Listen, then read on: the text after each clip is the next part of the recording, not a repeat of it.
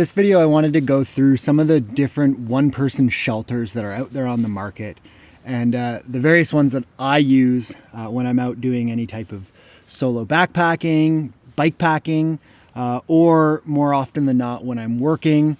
The most basic of kind of one-person shelters, and one of the ones that's going to be the smallest and most compact, is just a simple tarp shelter. So just using a tarp, obviously you're going to need some rope along with that. You can see that this is quite small, quite compact.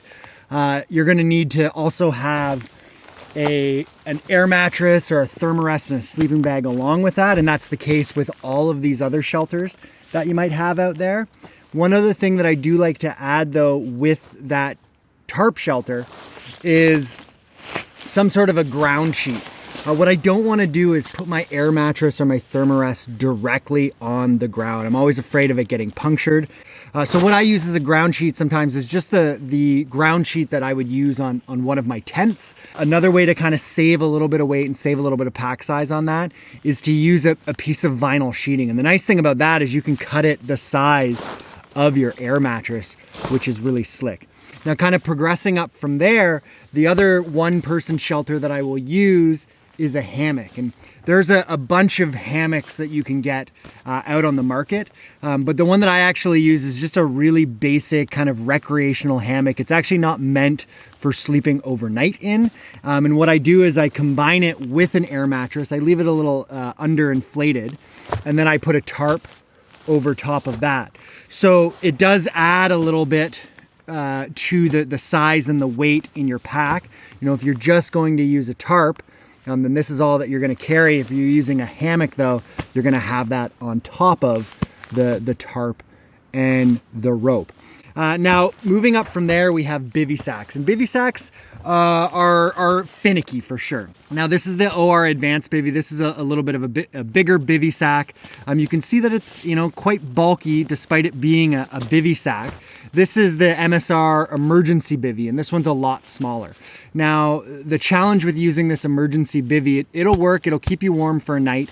The problem is moisture control, and that's the underlying theme of all bivy sacks out there is moisture control. Now, with the Advanced Bivy, what I find to kind of make this work the best, and I'll show you a little bit later on, is to have the top hood portion of it open. But if it's raining, you can't do that. And so you end up combining the bivy sack with a tarp. So now all of a sudden you're kind of increasing the bulk of that bivy sack. Now, the other thing to kind of note with the bivy sack, and this is also true with just kind of using the tarp, is that if you're dealing with any kind of wildlife out there, and the big stuff's not really the concern, it's the little stuff. And so when you're dealing with pack rats and mice, they can be really problematic. It's one of the reasons why I like the hammock so much. It keeps you up off the ground, and any of those little critters aren't going to bug you. This is less of a concern when you're in a really remote wilderness environment. But when you are in a really popular campground, and not everybody is using proper food storage when they're out there, not everybody is cooking away from where the tent pads are and the shelter pads are. And so anytime that I've ever had issues with rats and mice, pack rats and mice, it's always been in those specific campgrounds. And to be honest with you, an experience that I had at Joffrey a number of years ago kind of led me to stop sleeping under a tarp and using a bivy sack in those areas. And so that kind of led me on a search for a one-person tent. And what I realized was that over all that time that I've been kind of sleeping under a tarp and sleeping in bivy sacks, one-person tents have actually gotten really good, and they've gotten a lot lighter. Now, I struggled for a long time to find one that worked for me. I'm just shy of about 6 feet, and so I find a lot of tents are designed for people that are just short of that. So I was kind of getting frustrated with the fact that I was carrying a tent, sleeping in a tent, yet getting more wet than what I would be if I had slept under a tarp normally. This by no means is the smallest one-person tent on the market. It's the Hubba NX. It's a little bit bulkier, but again, I shopped around. This is the third one-person tent that I've tried out. This one I really like. It works. It's waterproof for me. It is a little bit bulkier. But when you compare it to the size of the Advanced Bivy, especially when you compare it with a bivy sack, if you're going to pair a bivy sack with a tarp, it's definitely going to make up for a lot more space. So sometimes the one-person tent might be the way to do it. Now, I don't do it all the time, and I use a combination of all these things depending on what I'm looking for. So So what I'm gonna do is I'm gonna kind of set up each of these things. We'll kind of go through them. I'm gonna talk about some of the nitty gritty bits of working with each of these over the next little while. Okay, so the first system that I'm gonna start with is the tarp and the rope. Now there's lots of different tarps out there. You can get some thinner ones that are gonna be still fairly large, but thin. This is the MEC nylon Scout tarp. This is kind of the cheapest tarp that they sell, the cheapest MEC branded tarp that they sell. It's a little bit thicker, as you can see, but what's nice about this is a good rectangle tarp, so you've got a long end and a short end. It's going to match up with the sleep surface that you want. So a couple key things with this is we want to make sure we've got good trees to tie off to. We want to have a relatively flat place to sleep down. So if we need to, we can pull some of those branches out of the way here. And to tie this off, the very first thing that I'm actually going to do is build a center line. Put up a tarp for any other reason. Drainage isn't the most important thing because you can always just push water off. But as you're sleeping in the middle of the night, it's going to become a lot more important to make sure that you're not getting up in the middle of the night to get water off the tarp.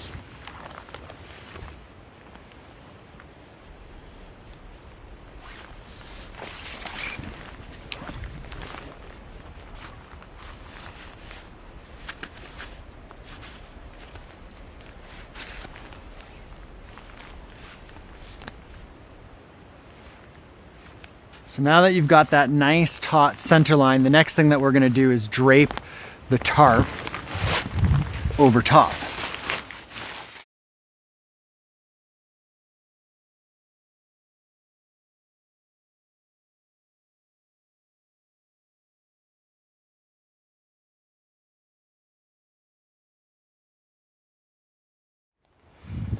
There we go. So now that the tarp's set up, what's great about this system is that you can make some adjustments if you need to. Structurally, the tarp is lying on top of this red line that's going from that tree over there all the way to this tree over here. These other lines, and the blue one over there that you can see and this red one right here, well, what it's doing is it's really just kind of keeping the tarp nice and taut. And then we've got our 4 lines on either corner. Now the great thing about this is we can move this tarp any way that we want. And if you find that wind is coming from one direction more than another, you can drop down one of these corners. And a really fast way to do that is simply taking a log like this, and you can even just plop it down on a line like that, and the closer I move it to there, the more it's going to drop down.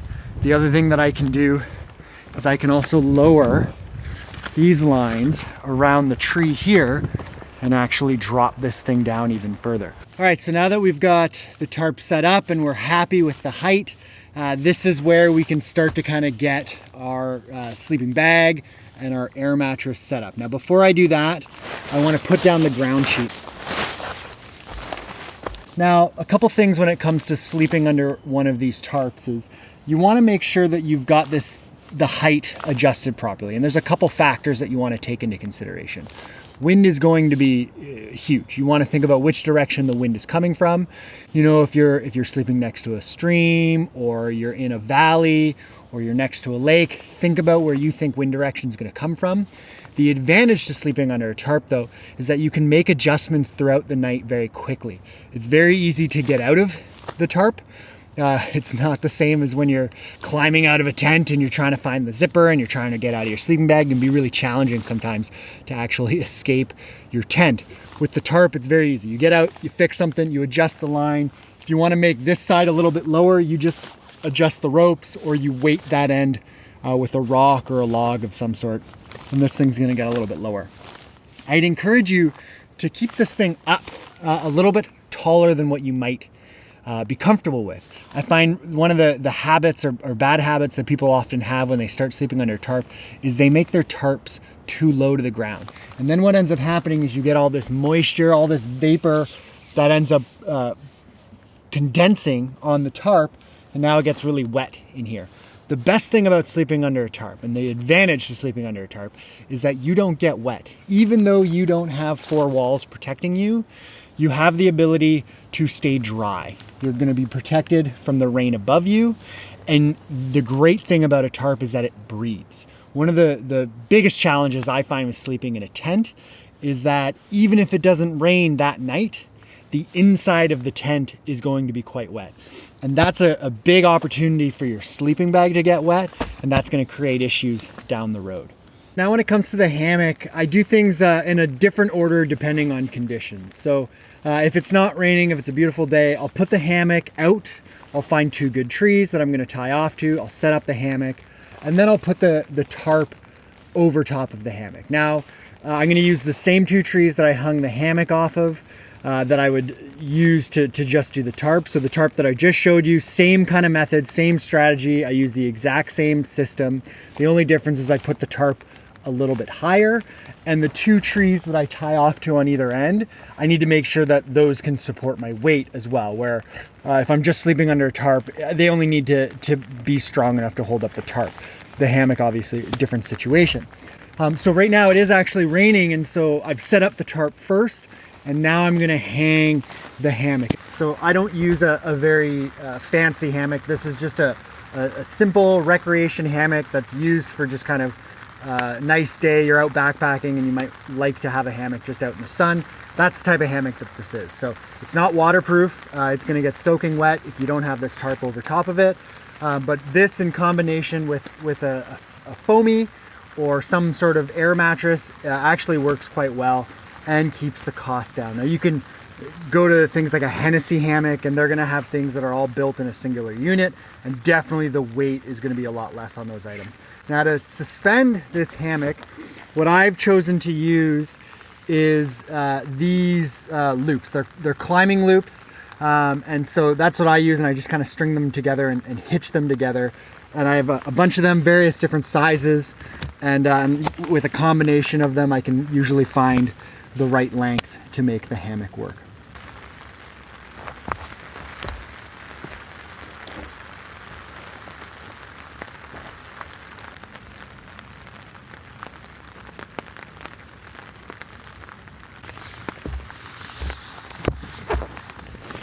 There we go. So now that I'm happy with the height of my hammock, what I can then do is come in with my thermarest or my air mattress, get that all set up my sleeping bag, and then I'll be ready to sleep.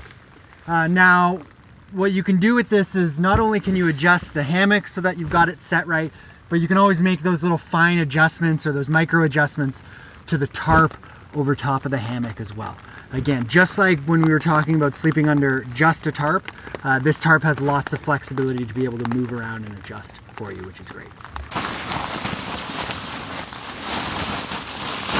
So there's a finesse when it comes to sleeping in a hammock, and it takes a little bit of practice to get used to it. What I find a lot of people will do is they actually set themselves up a little bit too high in a hammock. There's no reason why you shouldn't be able to touch the ground when you're in the hammock. The advantage to this is that I can put things down and still reach them. So things like my shoes or my boots, I can take those off, place those on the ground, and then in the morning when I wake up, it's really easy for me to just grab them and put them on. When you sleep on the ground, you're going to lose heat through conduction. And so that is you touching a colder surface is going to create heat loss. And that's why an air mattress or a thermarest is so important when we're sleeping in a tent or sleeping on the ground. But when we're sleeping in a hammock, we don't necessarily lose that heat through conduction, but we can lose it through radiation or convection. And so this hammock is very, very, very thin. And so you could very easily, or we will find that we will get quite cold very quickly underneath of us. Even if we've got a blanket over top of us, even if we have a sleeping bag, we're still going to get quite cold underneath. So that's where the thermarest or the air mattress comes into play.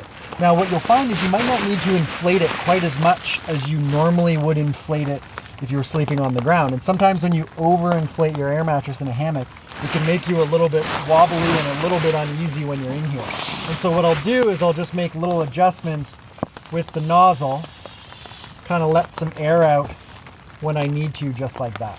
Now, one other thing that I find with sleeping in a hammock is that you actually won't need a pillow underneath of your head. Because of the way that the hammock is kind of hanging, it's actually quite comfortable to just lie on your back. But what does end up happening is you spend the entire night having your knees hyperextended. If you look down here, you can see my knees are hyperextended. And so what I do is I still bring my little stuff sack pillow that I like to use when I'm camping. But whatever you use for a pillow, you're still going to want to use that in the hammock. The only difference is that you're going to want to put that underneath of your knees so that your knees stay bent throughout the night. And then that way you're not going to wake up with really sore knees. Okay, so the next system that I want to show you is the Bivy sack. And this one can be finicky and challenging, and I'm hard pressed to kind of say that it's for everybody, but it might be right for you, and it certainly might be right for some situations that are out there. So the Bivy sack is probably the most basic sleep system that you're going to get out there.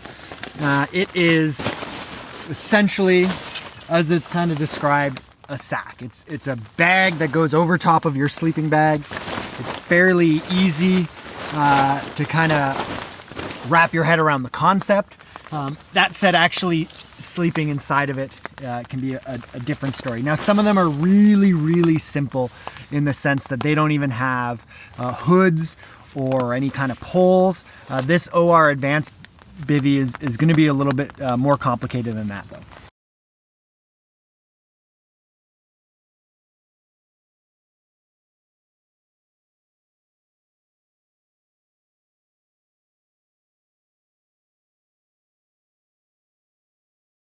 Okay, so I've got my Bivy sack set up. I've got my air mattress inside the Bivy sack, and I've got the sleeping bag there. Now there's some of these Bivy sacks will have kind of straps that you can put around your air mattress so it doesn't slide around. I don't always take advantage of them, but you want to get this thing all set up and then you're going to climb inside. Now this can be a bit of a delicate art, especially if you don't have a tarp over top of you. If you're using a Bivy sack in combination with a tarp, it's really quite easy, but also perhaps redundant. If it's raining, this is really hard to do without getting your sleeping bag wet. And so what I'd encourage you to try to find when you're shopping for a sleeping bag, if you're using a Bivy sack, is a sleeping bag that has either some waterproofing that's on the hood or in the foot box of the sleeping bag, or there's even some sleeping bags on the market that are actually synthetic in the hood. So they're not down, they're synthetic in the hood and the foot box, but the rest of them are down. So you kind of get that benefit of being packable, which is what's great about down. But at the same time, you can get a little bit wet, and it's not going to be the end of the world, because there is moisture control issues when we're dealing with Bivy sacks. Now, one other thing you want to do, and I find it's helpful to do this before you climb in, is a really good Bivy sack is going to have some sort of a vent at the foot box. And so you want to open that thing up all of the way. All right.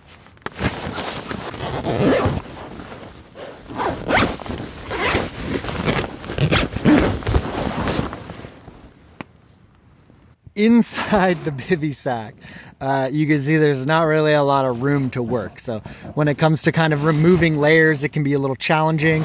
Getting dressed in the morning can be really challenging, and it's just claustrophobic. But if you can kind of get over that, it is a great way to be very light, be very quick, and be very efficient when you're out in the backcountry. Now, you can see right now I've got this hood up. And what's going to happen in here is we're going to get a lot of moisture inside of this Bivy sack. And that's going to make our sleeping bag really wet, and it's going to be problematic. So one of the ways that I've had the most success in a Bivy sack without getting too wet and too damp on the inside is by combining the Bivy sack with a tarp over top of it. What you could do is have a very small tarp.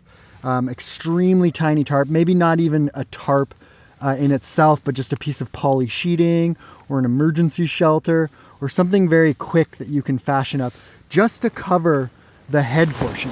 And then you can sleep out in the open like this, and you're not going to get any kind of moisture building up inside. Now, if it's a clear night, I have no issues with sleeping under the stars like this, but as soon as it rains, if I don't have that tarp over top of me, I need to go into my little cocoon, and that's where all of a sudden this is going to start to get condensation.